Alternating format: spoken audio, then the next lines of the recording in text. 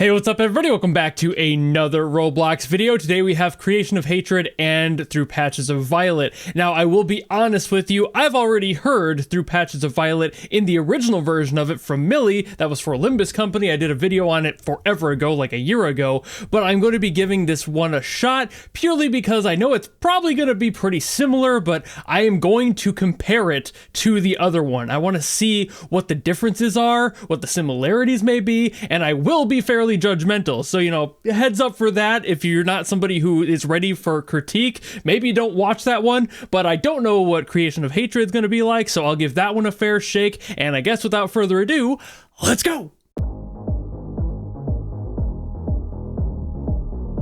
Okay, it's a little bit clubby. Oh, that's weird. That was weird. Because it still has the kick in there. But then it kind of double timed it with the snare. See, that's more what I was expecting, like when it started. And the double time here makes more sense. That was kind of an odd choice at the beginning, I'm not gonna lie.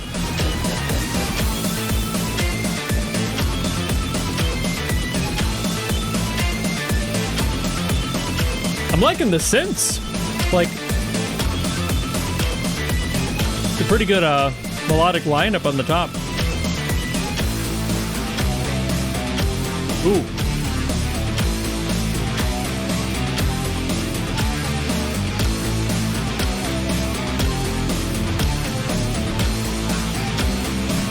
That like synthetic drone up on the top there. That's a neat little detail.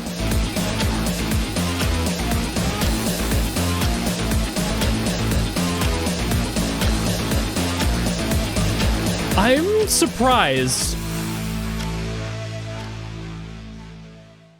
I'm surprised. I don't know if I'm impressed by it, but I am surprised by some of the decisions made. Okay, so why was I surprised? This song sounded fine. Most of what was going on totally made sense. I do think that very first section, just jumping right into what felt like a double time, was a little bit jumpy. It felt like a little too much right out the gate. It's not necessarily an awful thing by any means, but it did just kind of take me out of it a little bit, like right away. And they did kind of fix that as the song started to get into its groove a little bit more. But there was a little bit of that factor of just me going like, whoa, that kind of just jogged me out of what I thought was going to be kind of a different sound. Again, I started thinking it was going to be something a little bit more clubby, more DJ-esque, and it just completely crushed that like right away. I was able to like rewire my expectations before the end, but it still shocked me in a way. Either way, not a huge factor there. And what I noticed is how many of these producers for Roblox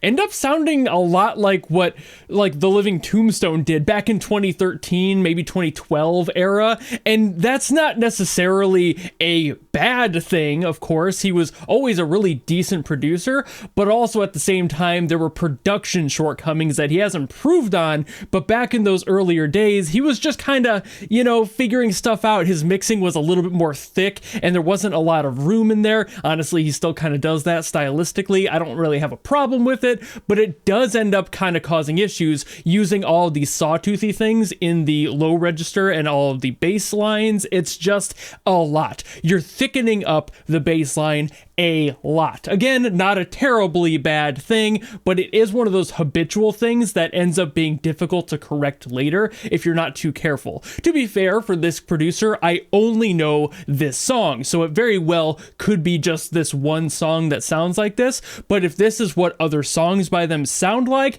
I would definitely suggest working away from that and trying to thin things out and balance things a little bit better. The low end having that much going on is definitely going to end up feeling more muddy over time, and you've got to be careful with that. You just don't want to overdo it. Again, not a bad thing. I really want to make sure that's clear. I've said it like 4 times during this section, but I mean it. Just talking to Excidious directly here, nothing you're doing is wrong necessarily. It can just lead to bad habits. So much like a drummer learning things with their left and right hands and not practicing enough with one, Exhibit A, you will learn, develop, and unfortunately have to stay with those bad habits. They will lock themselves in, and you'll be sitting there wondering a decade later why you didn't try to get away from that earlier. So at very least, if you're not experimenting with trying to do things in a different sound profile, please do work away from that like low, heavy, sawtoothy bass line, because while it could be a very characteristic thing you do, that's very much a you thing. Like I said, it already sounds kind of like what Living Tombstone did, and it became synonymous with him, so you're going to end up sounding like a copycat as you improve your other factors elsewhere. So again, be careful, expand your horizons, work on different genres if you haven't before. Like I said, I only have this song as my pool of experience of your work, so it very well could just be a non-issue. But again, general sense here for those watching and maybe wanting to become producers, be careful with sticking to that one sound, because it will kind of hinder your growth later. But short of that, I thought a lot of the solo stuff was fun. The synth work in general was good on the lead ends. I thought those were pretty well balanced. The overall mix was a little bit muddy, but again, that's mostly because of that low register being so filled with that baseline sawtooth that it was just a lot of information that can cause problems, so be careful on the mix. But in general, I would give it like, I don't know, a 6 or a 7 out of 10. I thought it was pretty decent overall. And now I have to listen to what Through Patches of Violet sounds like. I don't think that this is the same producer, but what I am going to be doing is, just like I said in the beginning, I'm going to be comparing it to the other one and giving my honest opinions over what I think is good or bad, comparing, contrasting between the two, and just being honest about it. So I suppose without further ado, let's go!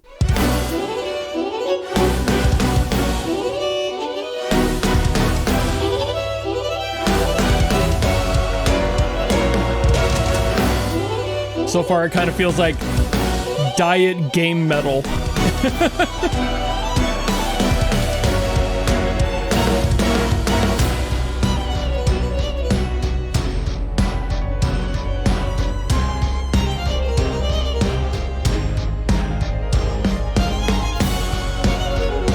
Kind of digging what they're doing on the piano there.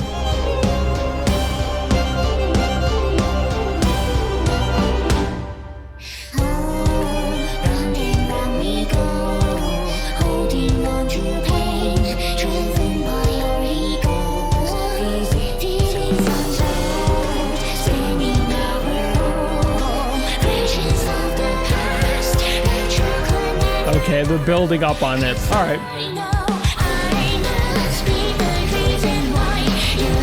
Okay, they're like heavily kicking up the energy on the song.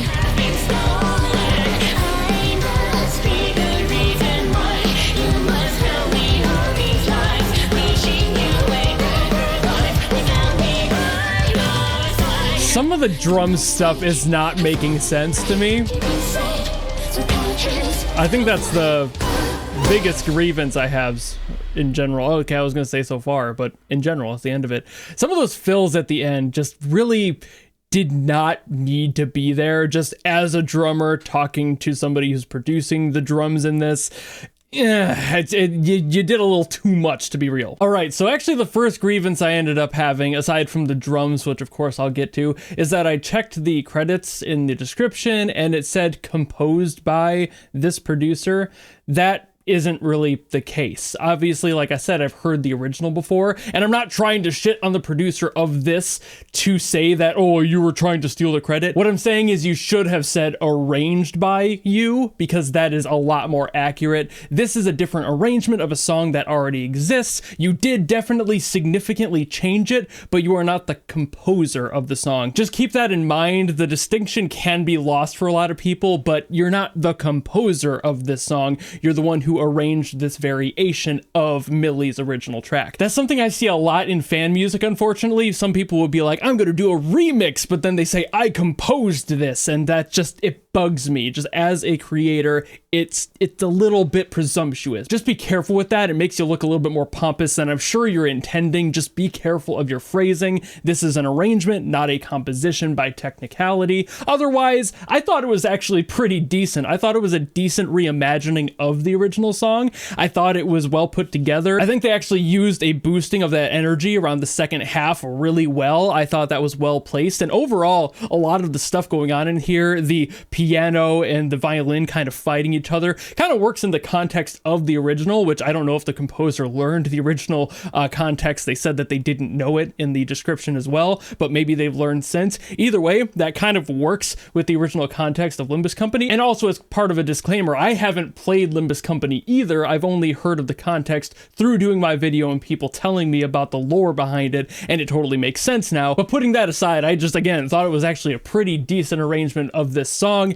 I will say that ending part, the drums, a little too much. Just, you're showboating a little bit too much. You're putting a few too many fills in there. It doesn't really feel natural. It just feels like you're throwing in preset fills. And it might not be presets, but that's what it feels like. So therefore, it feels cheaper as a result. You could have just stuck with the basic beat, and that might feel cheaper on the surface, but I guarantee you it's not. Putting that much in, especially right at the end when it doesn't really have any reason to exist, that's something a lot of novice producers will do. They'll just throw in whatever fills or whatever other like ear candy they can manage. That's like, oh, that sounds cool. Be careful of that "it sounds cool" trap. You can hurt your song's quality because of that. You have to make sure that you're playing for the song. That's like the drummer's creed. You have to play for the music and not just because it sounds cool. We might do a bunch of fills and shit when we're doing our own freestyle stuff on our own time, or like if you're a live streamer of drums, I do that once in a while too.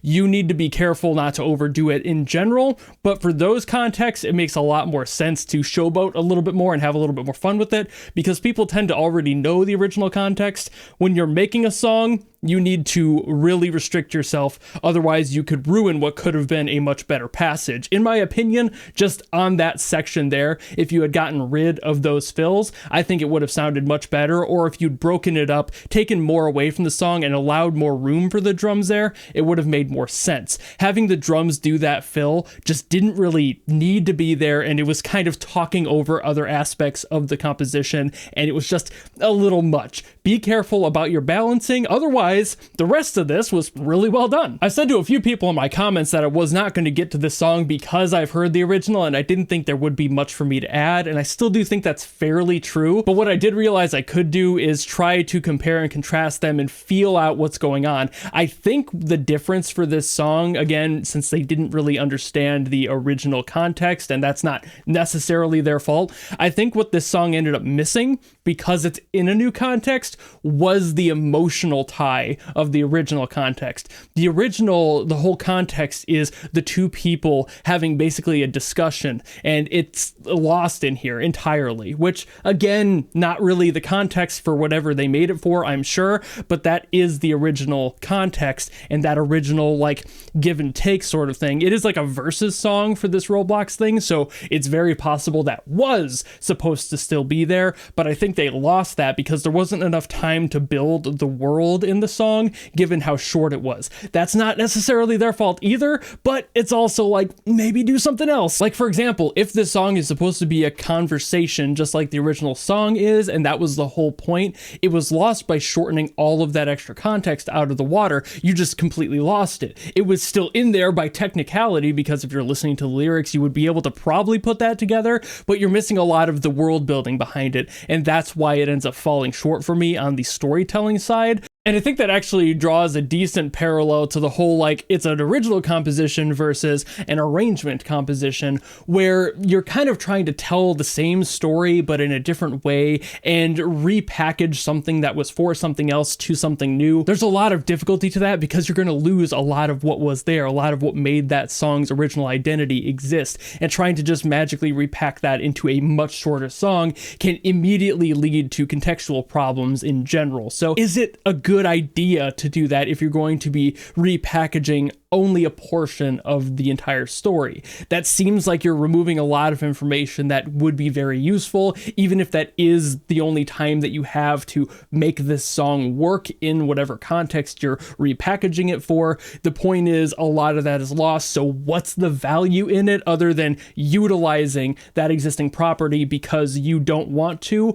or don't care to make your own original worked. I realize that makes me sound like I'm saying, damn, Eden, you're not even working to try and make your own song. Like, I'm not trying to sound like that, but that is what it's coming across as, and I am very aware of that, and I'm trying to find a way to phrase this that doesn't make me look like more of an asshole. I'm not trying to be. I'm just trying to be honest. If you are going to make a song that is supposed to invoke a certain emotion, and you're trying to shorten another existing property to make that work, that's like cutting off all of the fat of a steak. You're gonna have meat, and I guess it'll taste okay, but you're not gonna have any of the good flavor that's in the steak. You know what I'm talking about? It's that sort of relationship. You're removing a lot of identity from it, and that can easily lead to problems, even if in the general sense you might not be so concerned about that given where it's appearing in the game or what game it's appearing in even. But if that's the case and you don't care, then it's like, why are you making it? You know? So I want to believe that Eden is trying to make a point here and trying to show their love and respect for Millie by utilizing their song, but also I think it's doing a net negative by removing that much context and emotional integrity out of the song by trying to shove and condense what they can into a much shorter, much smaller box. So it's kind of a hit or miss at that point. I don't really know if I would give this one a rating as a result, because I don't feel like I can, since I know the original and I am, to be fair, just slightly biased towards it. But I don't think that this song is poorly done. I think, again, this is a very decent reimagining of that sound. But I also end up questioning the reason behind its existence as is, because I'm like, what? There's something missing. You know, like it feels like there's something missing, but that's because I know what is missing. So there's a little bit of that like confirmational bias in that too. So yeah, take it with a grain of salt, but in general, I thought it was a decent reimagining and a decent arrangement. It's just did it need to exist? But I think that's about all I wanted to say on it, so thank you all so very much for watching. If you enjoyed this video and you want to request something else from another Roblox property, another title, another game entirely, by all means, drop in the comments below and I will do my best as always to get to those. Or if you just enjoyed this video and you want to follow me and support me for more stuff coming in the future, you know how to do all that, and I will see all of you in the next video. Goodbye!